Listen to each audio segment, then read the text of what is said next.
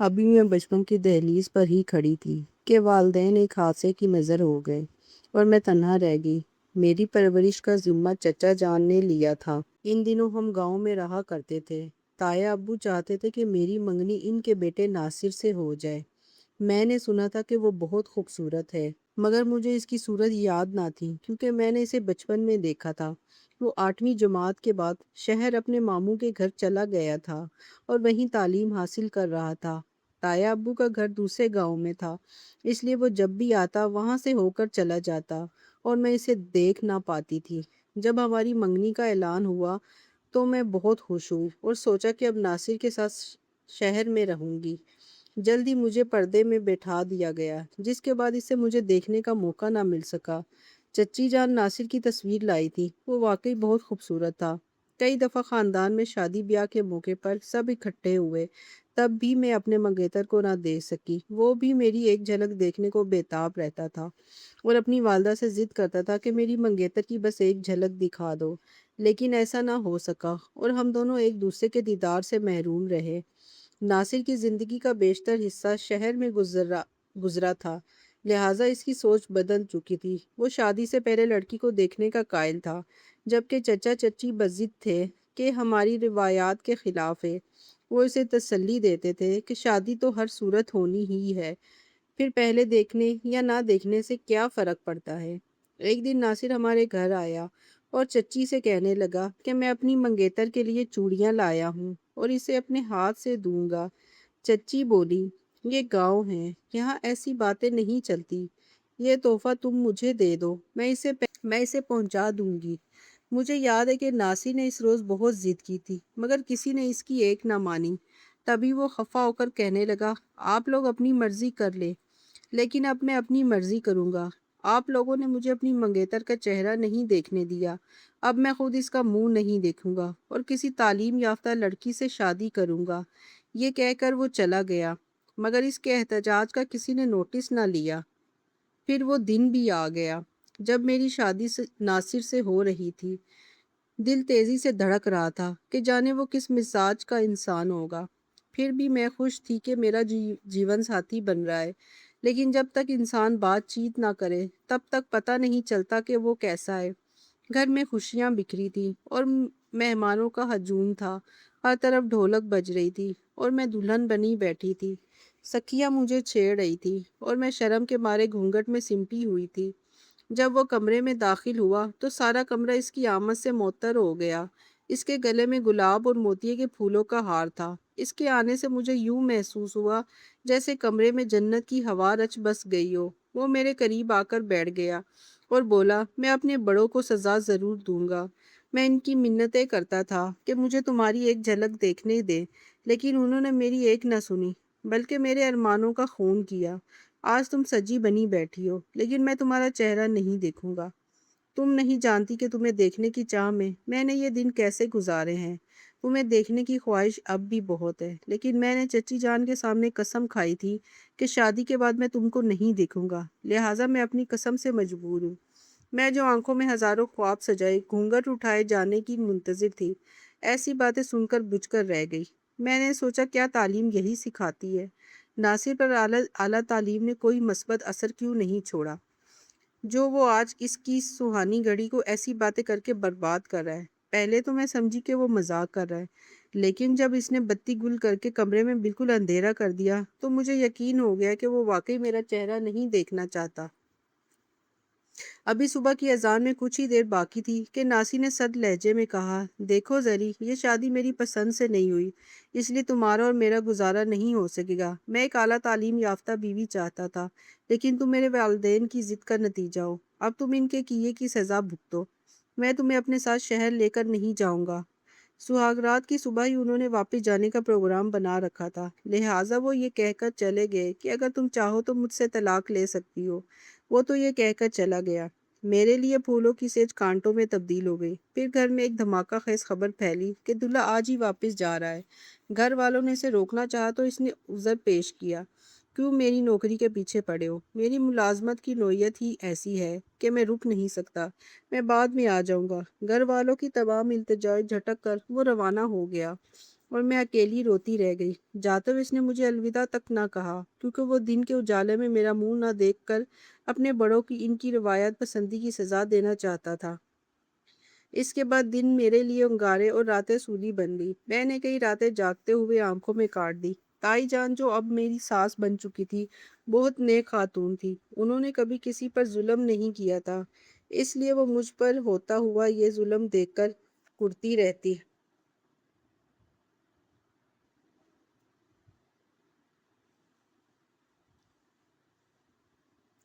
تائی جان جو اب میری ساس بن چکی تھی، بہت نیک خاتون تھی۔ انہوں نے کبھی کسی پر ظلم نہیں کیا تھا، اس لیے وہ مجھ پر ہوتا ہوا یہ ظلم دیکھ کر کھپتی رہتی، اور ستم یہ تھا کہ یہ ظلم ان کا اپنا لخت جگر ڈھا رہا تھا۔ وہ دن رات میری حالت دیکھ کر افسوس کرتی اور کہتی کہ اے کاش میں اسے شادی سے پہلے تمہارا چہرہ دکھا دیتی۔ واقعی یہ ظلم ہماری طرف سے ہوا ہے۔ ناصر گھر نہیں آتا تھا، پھر بھی ساس کا حکم تھا کہ میں ہر وقت ہار سنگار میں رہوں، تاکہ گھر آنے والا یہی سمجھے کہ میں بہت خوش ہوں۔ میں ان کے ہر حکم کی بلا چون و چرا تعمیل کرتی۔ میں صرف مڈل پاس تھی، اور مجھے اس بات کی شدت سے احساس تھا کہ اگر میں تعلیم یافتہ ہوتی تو شاید ناصر مجھے اس طرح نہ ٹھکراتا، کیونکہ اس سے ایک اعلیٰ تعلیم یافتہ لڑکی کی تلاش تھی۔ میں نے کافی دن انتظار کیا، مگر انتظار کی اذیت رائے گاہ گئی۔ میں نئی دلہن تھی اور الماری میں رکھے خوبصورت جوڑے میرا منہ چڑھاتے تھے۔ آپ ہی سوچیے اس وقت میرے دل پر کیا گزرتی ہوگی۔ آخر مجھے کس جرم کی سزا دی جا رہی تھی؟ تائی نے ناصر کو کئی خطوط لکھے، لیکن اس نے ایک کا بھی جواب نہ دیا، جس نے میرے ساس سسر کو مزید پریشان اور تشویش میں مبتلا کر دیا۔ جب انتظار کی اس اذیت نے مجھے نیم مردہ کر دیا اور ناصر نے میری کوئی پرواہ نہ کی، تو میں نے پکا ارادہ کر لیا کہ یا تو میں اس شخص کو پا کر رہوں گی، یا پھر اسے ایسا سبق دوں گی کہ وہ ساری عمر یاد رکھے گا۔ وہ آخر مجھے کس بات کی سزا دے رہا تھا؟ مجھے اگر کسی کا خیال تھا تو صرف اپنی ساس کا، جنہوں نے میری کسی باتوں کو کبھی رد نہیں کیا تھا۔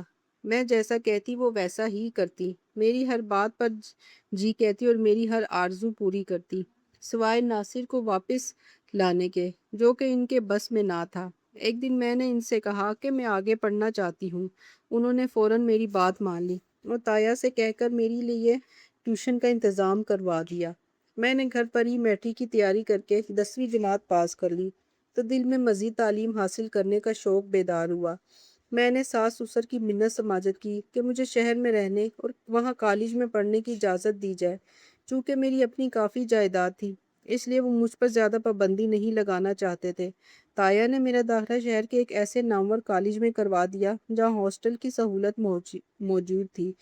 یوں میں ہاسٹل میں رہنے لگی۔ جب ناصر کو اس بات کا پتہ چلا تو اس نے کوئی رد عمل ظاہر نہیں کیا، جیسے میں اس کی زندگی کا حصہ ہی نہ ہوں۔ مجھے اس بات کا اور زیادہ قلق ہوا۔ وہ کبھی مجھ سے ملنے ہاسٹل نہ آیا، بلکہ وہ گھر بھی تبھی جاتا جب اسے یقین ہوتا کہ میں وہاں موجود نہیں ہوں۔ میں نے اس امید پر پڑھائی شروع کی تھی کہ شاید وہ میری بدلی حیثیت دیکھ کر لوٹ آئے۔ میرا تعلیمی سفر جاری رہا اور میں ایم اے پاس کرنے کے بعد ایک اچھے محکمے میں سرکاری ملازمت حاصل کر لی۔ چونکہ دفتر میں میری پوزیشن بہت اچھی تھی، اس لیے سب میرا احترام کرتے تھے۔ اسی دوران ناصر کا تبادلہ بھی اسی شہر میں ہو گیا، اور اتفاق سے اس کا دفتر بھی وہیں تھا جہاں میں کام کرتی تھی۔ وہ اسی محکمے میں ایک کلرک کی حیثیت سے آیا تھا۔ میں چونکہ افسر تھی، اس لیے ایک دن کسی دفتری کام کے سلسلے میں وہ خود فائل ہاتھ میں لیے میرے پاس آیا۔ اس نے جیسے ہی میری طرف دیکھا تو دیکھتا ہی رہ گیا۔ جب میں نے پوچھا جی کیا بات ہے، تو وہ جھنپ کر بولا، دراصل میری کزن کا نام بھی زری ہے، اسی وجہ سے میں آپ کو دیکھ رہا تھا۔ کہیں آپ… میں نے بات کاٹتے ہوئے کہا، میں آپ کی کزن نہیں ہوں، نام ملتے جلتے ہو سکتے ہیں۔ آپ اپنا کام کیجیے اور یہاں سے جائیے۔ اسے امید نہ تھی کہ میں اتنے روکھے لہجے میں بات کروں گی، چنانچہ وہ سر جھکا کر چلا گیا۔ اس کے بعد وہ ایک دن پھر آیا۔ میں نے اسے بیٹھنے کا اشارہ کیا، چائے منگوائی اور اخلاق سے بات کی تو اس کا حوصلہ بڑھ گیا، اور اب وہ ہر ہفتے 10 دن بعد کسی نہ کسی بہانے میرے پاس آنے لگا۔ جوں جوں اس کی دلچسپی میری ذات میں بڑھتی جا رہی تھی، میں دل ہی دل میں مسکرا رہی تھی۔ یہ خدا کی قدرت تھی کہ اب وہ شخص ایک کلیگ کی حیثیت سے میرے سامنے تھا، جسے میں کبھی شوہر کے روپ میں پانا چاہتی تھی۔ ایک دن ناصر کی جگہ اس کے ایک ساتھی نے کام کیا اور اسی نے باتوں باتوں میں مجھے بتایا کہ ناصر یہاں شہر میں ایک شادی کر رکھی ہے، لیکن اب وہ کچھ پریشان رہتا ہے۔ وہ آپ کو پسند کرنے لگا ہے اور آپ سے شادی کا خواہش مند ہے، اسی وجہ سے وہ اپنی اس بیوی کو چھوڑنا چاہتا ہے۔ جب میں نے یہ سنا تو زیر لب مسکرائی اور سوچا کہ اب آیا ہوں پہاڑ کے نیچے۔ اس کے بعد میں نے بھی اس کی طرف توجہ بڑھا دی، اور جب ناصر کو یقین ہو گیا کہ میں برا نہیں مانوں گی تو اس نے مجھے شادی کی پیشکش کر دی اور میرے والدین کا نام اور پتہ پوچھا تاکہ وہ اپنے بڑوں کو لا سکے۔ میں نے طنزاً کہا، میں نے تو سنا ہے کہ آپ پہلے سے شادی شدہ ہیں۔ وہ بولا، ہاں، ایک نہیں بلکہ دو شادیاں ہیں، لیکن میں ان دونوں کو طلاق دے دوں گا بشرطے کہ آپ مجھ سے شادی کی حامی بھر لیں۔ میں نے شرط رکھی، تو پھر پہلے انہیں طلاق دیں، کیونکہ میں اسی صورت میں آپ کا پروپوزل مانوں گی۔ میں اپنے ساتھ دو سوکنے کسی طور برداشت نہیں کر سکتی۔ اس پر وہ اپنی صفائی دیتے ہوئے کہنے لگا، ایک شادی میں نے اپنے پسند سے کی تھی، وہ میرے ساتھ پڑھتی تھی اور میرے گھر والوں کو اس کا علم نہیں ہے، لیکن اب میں سریا سے تنگ آ چکا ہوں کیونکہ وہ شہری لڑکی ہے اور بہت آزاد خیال ہے۔ میں اس کے والدین کے ڈر سے یہ بات ظاہر نہیں کر پا رہا تھا۔ دوسری میری کزن ہے جو آپ ہی کی ہم نام ہے، مگر وہ میرے والدین کے پسند تھی۔ آپ یقین کریں کہ میں نے ابھی تک اپنی اس بیوی کی صورت تک نہیں دیکھی اور نہ ہی اس سے ملا ہوں۔ میں نے اسے تب دیکھا تھا جب وہ صرف 4 برس کی تھی۔ میں نے کہا، ٹھیک ہے، میں آپ کو اچھا سمجھتی ہوں اور اپنے والدین سے بھی ملوا دوں گی، لیکن پہلے آپ کو ان دونوں بیویوں کو طلاق دینی ہوگی۔ میں مرد کی فطرت پر کیا کہوں کہ ناصر نے سوچنے میں 1 منٹ بھی نہیں لگایا اور فوراً طلاق دینے کے لیے حامی بھر لی۔ اگلے دن اس نے چھٹی کی درخواست بھجوا دی۔ اس کے ایک دوست اعظم نے مجھے بتایا کہ ناصر کچہری گیا ہے تاکہ طلاق کے کاغذات بنوا سکے۔ اعظم نے مجھ سے کہا، باجی، آپ نے یہ کیا غضب کر دیا، کسی کا ہنستا بستا گھر تباہ نہ کرے، بڑے ظلم کی بات ہے۔ میں نے جواب دیا، تم خاموش رہو، تمہیں کیا خبر یہاں کون ظالم ہے اور کون مظلوم۔ حیرت کی بات یہ ہے کہ ایک ہفتے بعد ناصر طلاق نامے لے کر میرے پاس آیا اور فخر سے دکھا کر کہنے لگا، دیکھیے، میں نے آپ کی خواہش کا احترام کیا ہے، اب آپ کو میری آرزو کا احترام کرنا ہوگا۔ میں نے جواب دیا، یقیناً میں احترام کروں گی، لیکن تم زری کا طلاق نامہ مجھے دے دو۔ میں نے تسلی کے لیے یہ کاغذات وکیل کو دکھانے ہیں، کہیں تم مجھے دھوکہ تو نہیں دے رہے۔ جب میں نے ایسا کہا تو اس نے دونوں بیویوں کے طلاق کے کاغذات میرے حوالے کر دیے اور بولا، اگر ایسی بات ہے تو بے شک آپ تسلی کر سکتی ہیں، میں نے کوئی جعلی کاغذات تیار نہیں کرائے ہیں۔ میں وہ کاغذات لے کر قاسم صاحب محکمے کے ایک سینئر افسر کے پاس آ گئی اور ان کو ساری صورتحال سے آگاہ کیا۔ انہوں نے مجھے مخلصانہ مشورہ دیا، زری صاحبہ، تم کب تک ایسے شخص کے پیچھے بھاگو گی جسے شادی کے بندھن کی مضبوطی اور اس کے تقدس کا احساس تک نہیں ہے؟ اس شخص نے تمہاری شکل تک دیکھنا گوارا نہیں کیا تھا اور تم ہو کہ اب تک اس سے محبت کی آس لگائے بیٹھی ہو۔ ایسی محبت خود فریبی کے سوا کچھ نہیں ہے۔ میں ان کی باتوں سے بہت متاثر ہوئی کیونکہ میں نے انہیں ناصر سے کئی درجے بہتر انسان پایا تھا۔ انہوں نے آگے کہا، اگر تم چاہو تو مجھے اپنا ہم سفر بنا سکتی ہو، کیونکہ میری بیوی مجھ سے روٹھ کر امریکہ چلی گئی ہے۔ وہ ایک بہت امیر باپ کی بیٹی تھی جس کے گھمنڈ نے اس نے مجھے رد کر دیا اور اس کے واپس لوٹنے کا کوئی امکان نہیں ہے۔ میری ملازمت کو ابھی صرف 2 ماہ ہوئے تھے کہ قاسم صاحب نے مجھے منتخب کر لیا تھا اور میں نے بھی انہیں اپنا جیون ساتھی بنانے کا فیصلہ کر لیا تھا، کیونکہ اب یہ میرا حق تھا۔ جب ناصر نے ایک بار پھر مجھ سے کہا کہ میں تم سے شدید محبت کرتا ہوں اور تمہاری خاطر اپنی دونوں بیویوں کو طلاق دے دی ہے، تم ہی میری پہلی اور آخری محبت ہو، تو مت پوچھیں کہ میری کیا حالت ہوئی۔ مجھے نہ تو کوئی خوشی تھی اور نہ ہی رونا آ رہا تھا، اب اس کی کم ظرفی پر حیرت تھی۔ میں گھر پہنچی تو وہاں میری ساس کا خط آیا ہوا تھا جس میں لکھا تھا، بیٹی زری، تم نے تعلیم کا جو خواب دیکھا تھا وہ پورا ہو چکا تھا، تم نے ملازمت کا تو نہیں کہا تھا، اب یہ ملازمت چھوڑو اور فوراً گھر پہنچو، کیونکہ ناصر برابر خط لکھ رہا ہے کہ میں زری کو طلاق دے رہا ہوں اور کسی اور لڑکی سے شادی کرنا چاہتا ہوں۔ ایسا نہ ہو کہ وہ طلاق کے کاغذات گھر بھجوا دے۔ میں نے خط پڑھ کر ایک طرف ڈالا اور جواب میں لکھ دیا کہ کوئی بات نہیں، اگر وہ طلاق کو ایک کھیل سمجھتے ہیں تو مجھے یہ منظور ہے، جب وہ کاغذات بھیج دیں تو مجھے مطلع کر دیجیے گا۔ شاید یہی میرا مقدر تھا۔ اگلے دن ناصر دفتر آیا اور مجھ سے طلاق کے کاغذات مانگے۔ میں نے کہا سریا کے کاغذات تم واپس لے جا سکتے ہو، لیکن زرین نے اپنے کاغذات خود وصول کر لیے ہیں۔ یہ سن کر وہ ٹھٹک گیا اور حیرت سے بولا کہیں وہ زری تم تو نہیں؟ کیونکہ میں نے سنا ہے کہ وہ یہاں کسی فلیٹ میں اپنی نانی کے ہمراہ رہتی ہے اور ابا جان نے اسے یہاں گھر لے کر دیا ہے۔ میں نے مسکرا کر کہا ہاں، میں ہی وہی تمہاری جاہل اور ان پڑھ بیوی ہوں۔ تو کیا اب تم یہ کاغذ مجھے واپس کر دو گے؟